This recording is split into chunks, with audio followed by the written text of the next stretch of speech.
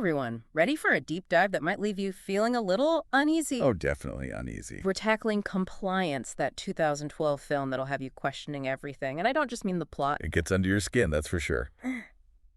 What's so fascinating about Compliance, though, is how it takes this, I mean, you could say ridiculous premise, Yeah. prank caller manipulating a fast food manager into doing all these increasingly disturbing things.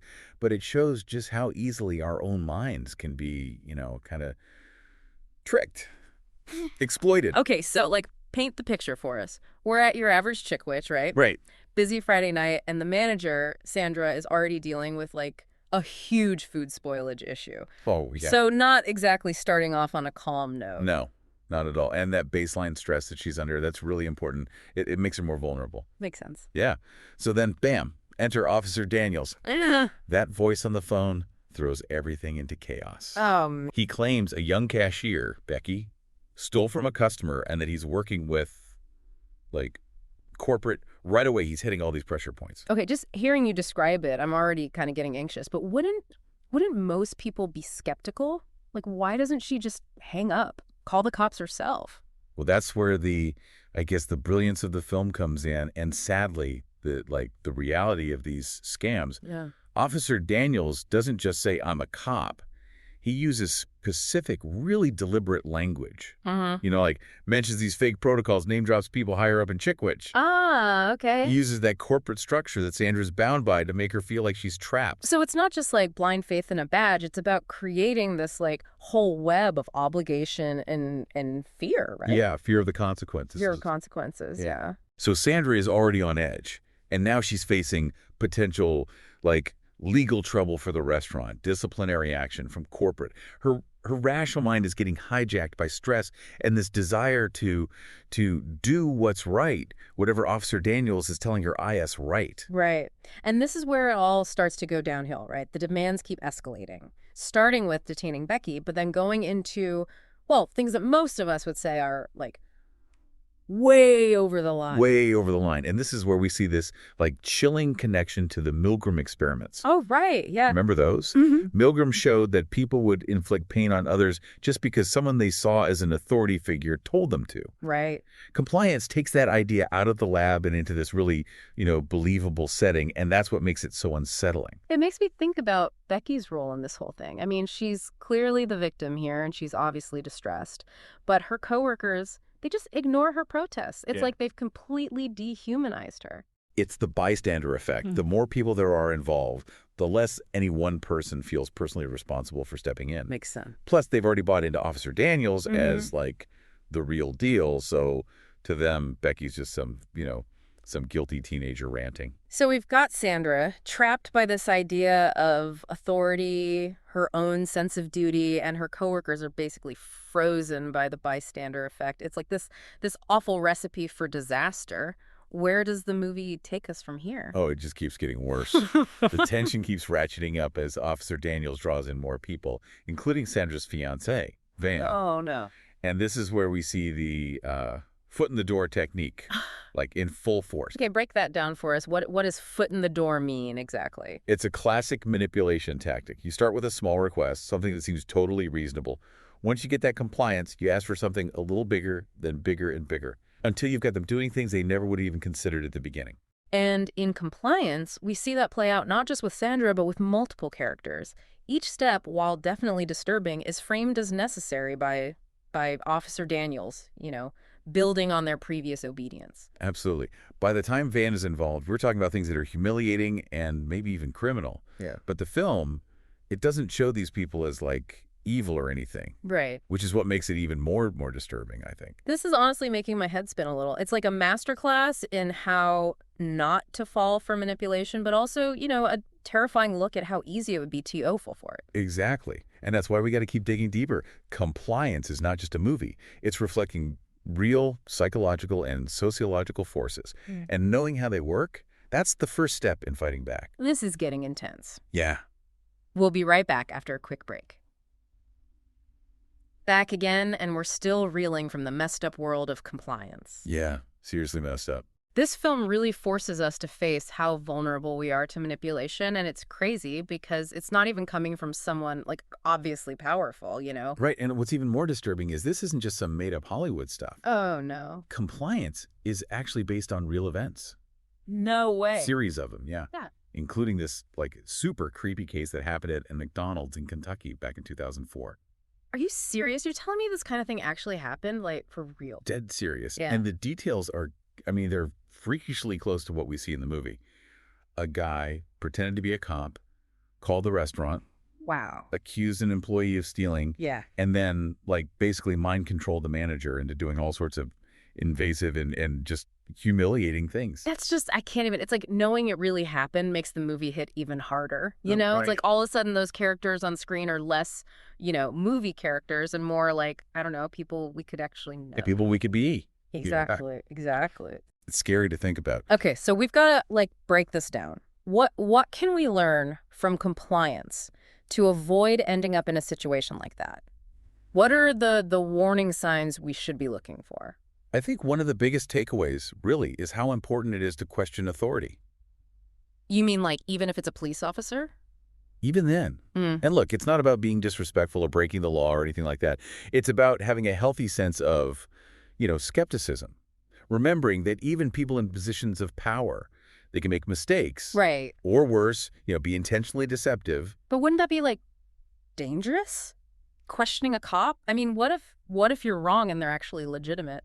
There's always a risk, yeah. Mm. But blind obedience comes with its own set of risks, as we see in compliance, right? Sure. It's about finding that balance between, like, respecting authority and protecting yourself. This is tricky, man. It is. So how do we find that balance? How do we develop that kind of like critical thinking, especially when we're under pressure? Well, I think it starts with awareness. The more we understand the tactics these manipulators use, the more we can spot them in real life.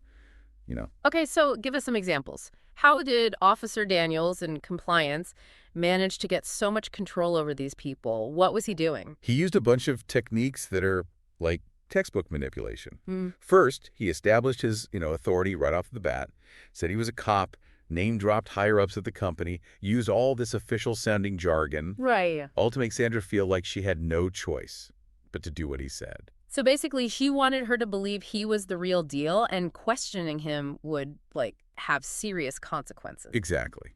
He also created this sense of urgency, like pressuring her to act fast without giving her any time to really think it through.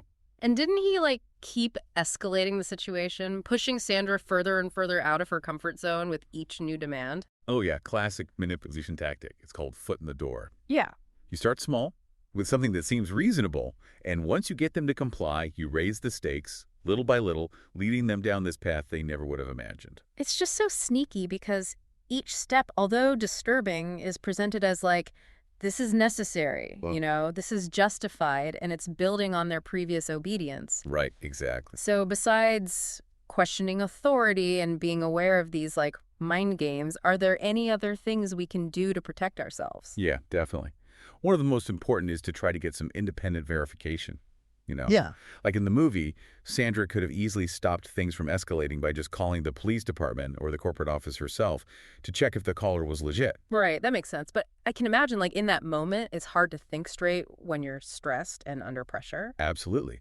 That's why it can help to kind of have a plan in place beforehand, like a mental checklist of what to do if you find yourself in a situation that just feels off. So like, if someone calls claiming to be in charge and starts making demands, I will. Yep, exactly.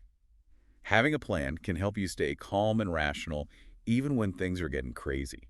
Okay, so we've got questioning authority, recognizing those manipulation tricks, trying to get independent confirmation, and having a plan. Anything else we can add to our arsenal? Trust your gut. If something feels wrong, it probably is.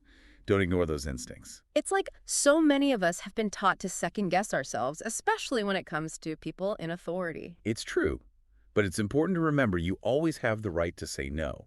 Even if the person's claiming to be a cop or some other authority figure, you can refuse to do something if you feel it's wrong or unsafe. That's powerful. You're saying we need to take back our own sense of agency in those situations. Yes.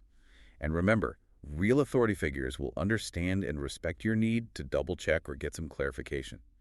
If they get all defensive or try to pressure you even more, That's a huge GE red flag. My mind is blown. I'm looking at the world a little differently now. That's the power of understanding these psychological things. Once you see them, you can start to break them down and protect yourself from becoming a victim. And that's what makes compliance so powerful, right? It makes us confront these uncomfortable truths about human nature and think about how we can make better choices when faced with manipulation. Absolutely. Knowledge is power, and understanding how manipulators work can empower us to make smarter decisions and live better lives. But still, that question just sits there. If we were in the same boat, at what point would we start questioning?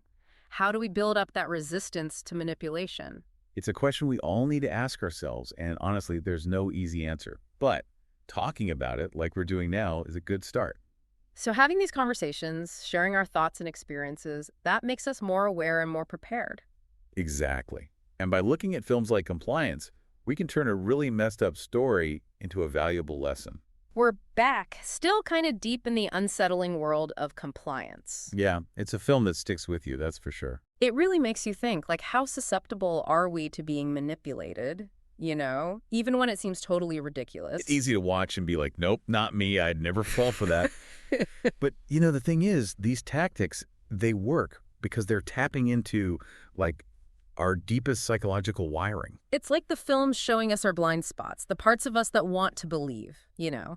that trust authority, the parts that are afraid to make waves. Exactly. And those very human impulses, that's where manipulators find their way in. Right. What's so effective about Compliance is that the characters aren't portrayed as, like, dummies or pushovers. Right, exactly. That makes it even more, well, disturbing.